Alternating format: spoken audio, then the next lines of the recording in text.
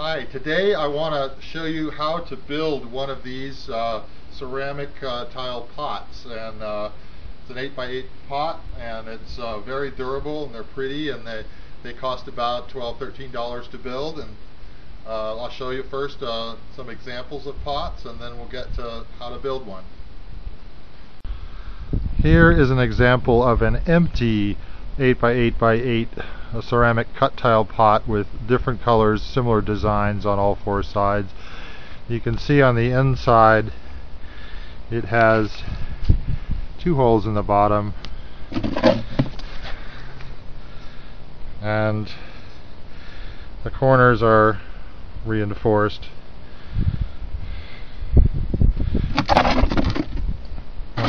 There are the other two sides.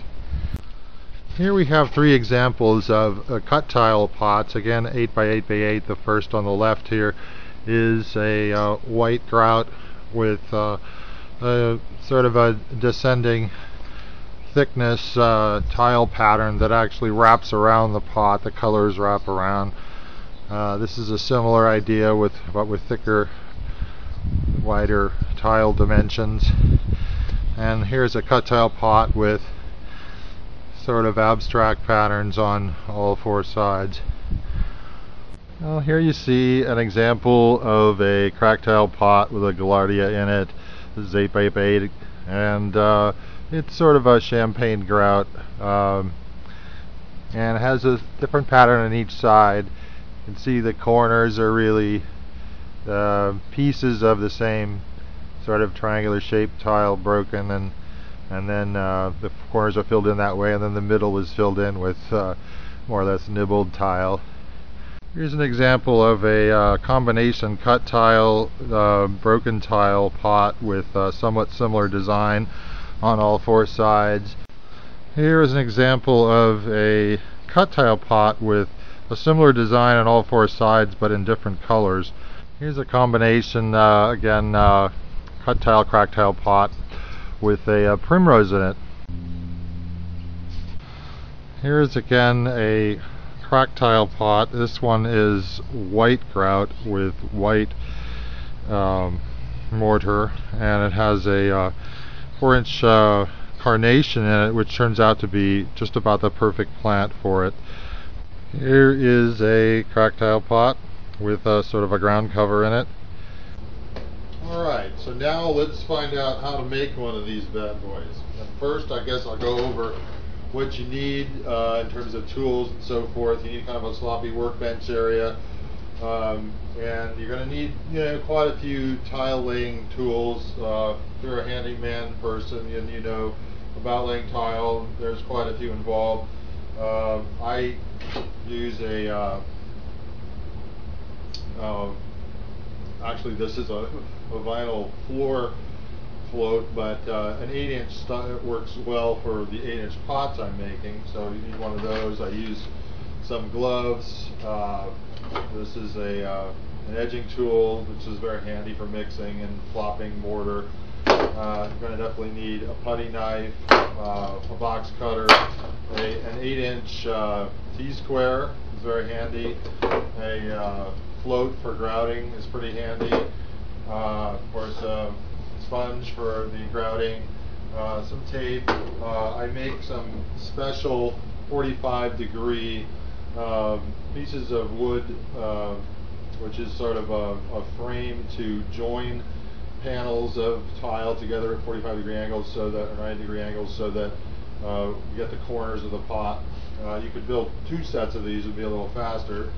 Of course, you're going to need some grout, and I'm not showing it, but obviously you're going to need some porcelain tile mortar. I buy the cheap stuff. You're also going to need some acrylic additive and water. You're going to need some buckets, some 5-gallon or 3-gallon buckets. 2 buckets is the best, really. One for mortaring, and the other for just some water and the sponging cleanup.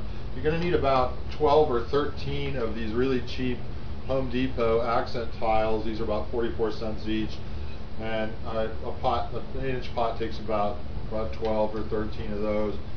If you don't have a tile saw, then of course you're not going to be able to do cut tile, but There's nothing wrong with breaking up the tile and just laying broken pieces, and then of course you'll need one of these, a hammer. And then you're going to need some strips of wood, and these are, there's a couple long pieces about, well, it doesn't matter really, but 45 inches long or so. These are 3/4 inch wide, which isn't too important, but it is important the thickness needs to be about somewhere between 3/16 and 1/4, fairly precisely and uniformly.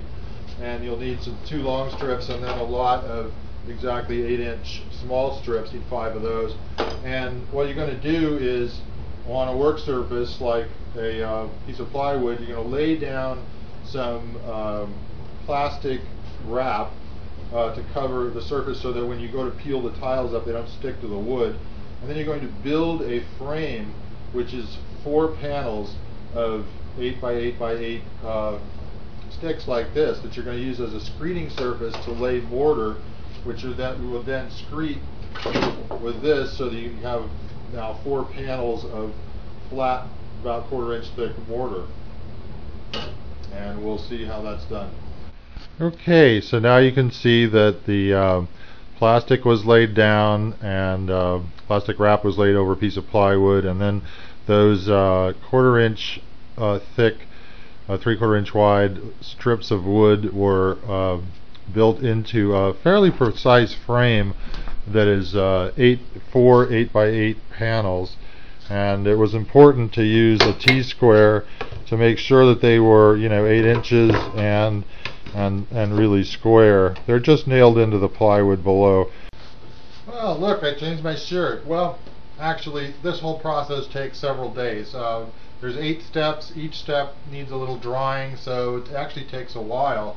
The first step is, after building this wood 8 by 8 sort of precision frame, we're going to use the float. We mixed up some mortar, and we're going to float about a 1/4 inch thick, nice, even, full pallet of 4 panels of mortar. And then we're going to gently place broken tile all over, and not push it in, but just lay it, butter it and just lay it on top, and then kind of, get it flat later. I've pre-broken some tile for the corners, and then I'll fill in later by nibbling with a nail cutter, which is pretty good at cracking tile on angles. You use the corner of the nail cutter and angle it, and it sort of cuts along that line the way the nail cutter points. And before I forget, I hope you're going to vote for Ron Paul this time, because the sociopathic, fascist, all the rest of the candidates with the borrow and spend and status quo thing, they're lying to you. It's not going to end well. And borrow and spend is a disease, and Ron Paul's the cure. Anyway, I've mixed up about, I use a measuring cup, 6-ounce measuring cup. I use about 8 of these, plenty of admix to mix up a sufficient mortar to do 4 panels. So we'll just plop and screed that, and then start laying tile.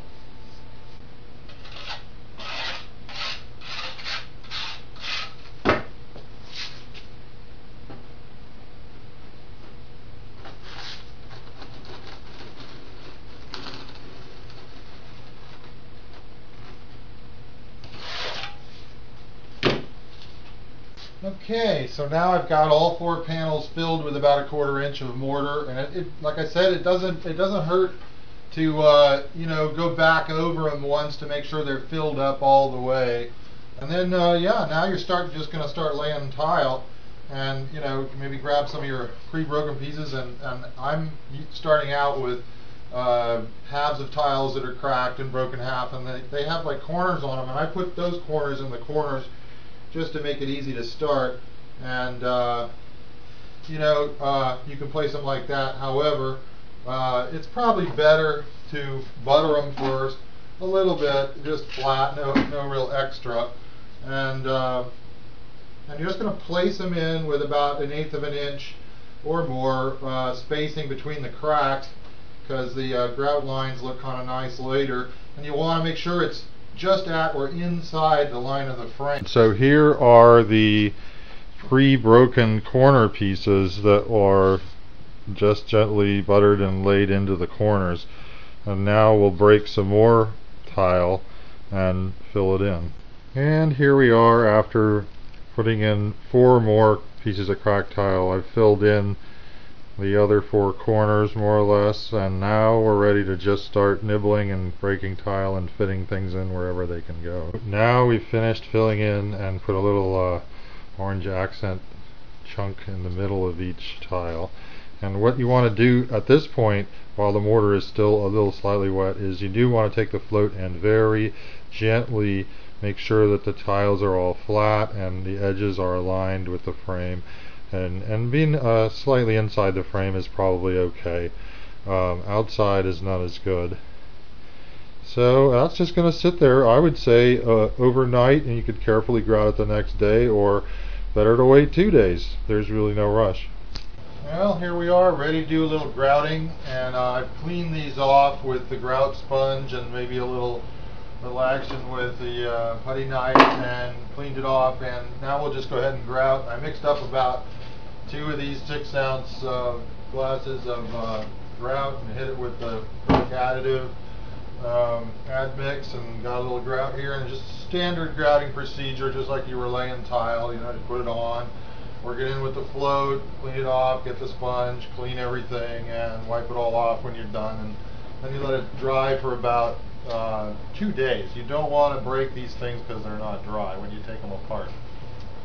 Alright, so now you can see the 4 panels have been grouted, and then they're just going to sit here for 2 days, and you might come back about every 20 minutes for an hour to lightly wipe them off again to get rid of any residue from the add mix. Right, so now the tiles have been dried, they've been taken off, and they've been, actually the edges were very slightly filed on all 4 sides, just to make sure there's no residue that would prevent them from joining at 90-degree angles. And so what I have is we've put them in a 90-degree jig here, and we've taken great pains with a little shimming with some finishing nails and whatever it takes to make sure that that angle is a good solid 90 degrees on both sides. And moreover, even on the top, you might want to put, you know, something on there and take a look at the make sure there's no rotation of the tiles, even though they're 90 degrees.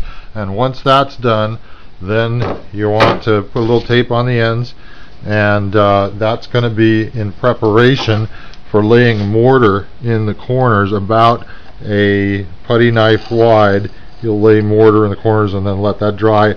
Do it on for the other set of tiles, and let those dry, and then put them together in the same jig and do the other 2 corners, and then you'll have a 4-sided box. You got to make real sure that the pattern is the way you want it before you join the corners.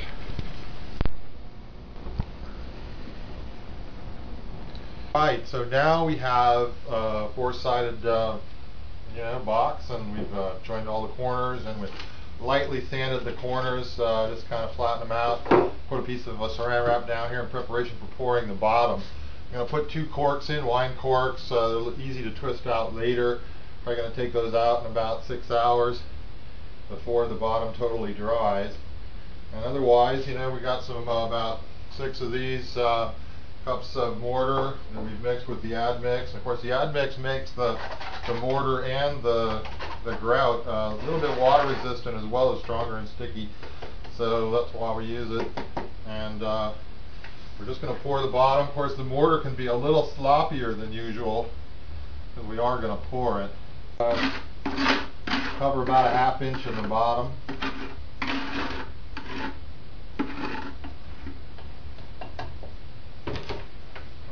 Poke a few bubbles out if there are any, and that's it. We'll just let that dry overnight, and we'll be ready to grout the corners and finish this thing off. Alright, so now we've got the bottom pretty dry. I removed the corks for the drain holes in the bottom before the bottom was dry, and now we're getting ready to grout the corners and the top. And mixed up about 2 of these size cups of the grout with the add mix, and basically going to use have a putty knife, put some grout in here, use the float, flatten it off here, scrape off the excess, and kind of build up a lip around the top with grout, and I'll put a little grout on the inside too to kind of make it so you can't see the mortar when the dirt's in the pot, and maybe a little on the bottom too to fill in any cracks in the bottom. I'm just going to wipe it all off later. You don't want the grout too wet, too dry. And we'll just flatten the top once, one pass.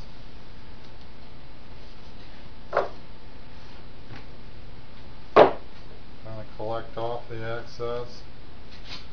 Start building up the side. Alright, so that's just two sides of the top and this edge and the back sides, and I'll start turning it over till I get all four sides done, and then we're done with the pot. Okay, so now all four corners are grouted, the top's grouted, put a little on the inside, basically done. That's it. And this is a really nice pot. I probably lied before when I said they were $13. It's more like about $60 to make 4 or 5 of them, because you do have to buy big bags of mortar and add mix and tile and so forth. But they're really nice, and they're going to last forever. I mean, this is like cement. This is forever. So sign your piece when you're done and enjoy.